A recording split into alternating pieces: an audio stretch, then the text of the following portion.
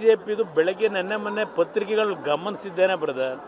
B J ಪಿಯ ನನ್ನ ಸ್ನೇಹಿತರುಗಳು ಹೋರಾಟ ಮಾಡ್ತಾ ಇರೋದು.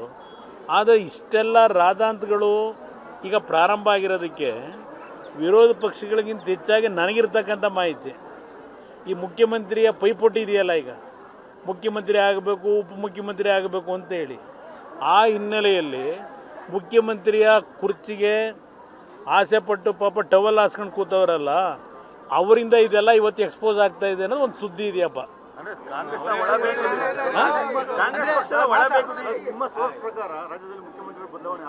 ನನಗೆ ಗೊತ್ತಿಲ್ಲ, ಪತ್ರಿಕೆಲ್ಲ ನೋಡ್ತಾ ಇದ್ದೀನಿ.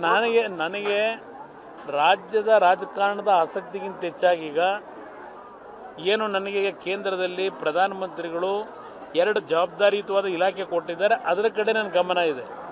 ನಾನು ಕರ್ನಾಟಕ ರಾಜ್ಯದಲ್ಲಿ ಏನು ನಡೀತಿದೆ ಅಂತಕ್ಕಂಥದ್ದು ಇಲ್ಲಿ ಬಂದಂಥ ಸಂದರ್ಭದಲ್ಲಿ ನೆನ್ನೆ ಮೊನ್ನೆ ಏನು ಗ್ರಹಿಸಿದ್ದೇನೆ.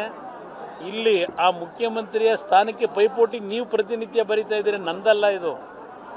ಆ ಪೈಪೋಟಿನಲ್ಲಿ ಪಾಪ ಮುಖ್ಯಮಂತ್ರಿಗಳ ಪಾರದರ್ಶಕತೆ, ಅವರ ಆಡಳಿತ ಹೇಗಿದೆ ಅಂತಕ್ಕಂಥದ್ದನ್ನ ಅವರ ಪಕ್ಷದಲ್ಲೇ ಇರ್ತಕ್ಕಂಥವ್ರು ಮುಖ್ಯಮಂತ್ರಿ ಆಸೆ ಇಟ್ಟವರು ಇದೆಲ್ಲವನ್ನು ಎಕ್ಸ್ಪೋಸ್ ಮಾಡಿ ಅವ್ರನ್ನ ಇಳಿಸ್ಲಿಕ್ಕೆ ಏನೇನು ಮಾಡಬೇಕು ಅಂತ ಹೊರಟಿದ್ದಾರೆ ಅನ್ನೋದು ಚರ್ಚೆ ನಡೀತಾ ಇದೆ ರಾಜಕೀಯದ ವಲಯದಲ್ಲಿ. ಅದನ್ನು ನಿಮ್ಮ ಮುಂದೆ ಹೇಳಿ.